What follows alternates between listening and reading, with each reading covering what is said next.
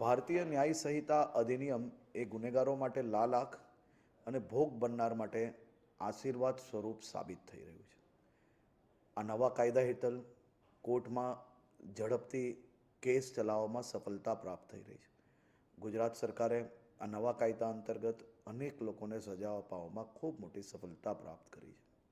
ત્યારે સુરત જિલ્લાના કોસંબા વિસ્તારમાં બનેલી ઘટના, એક નાની દીકરી પર જે રેપની ઘટના બની, માત્ર 130 દિવસમાં કોર્ટની અંદર કેસ ચાલીને આજે આ 3 આરોપીને અંતિમ શ્વાસ સુધીની સજા અપાવવામાં સુરત જિલ્લા પોલીસ અને પોક્સો કોર્ટને આ બદલ હું આભાર બી માનું છું.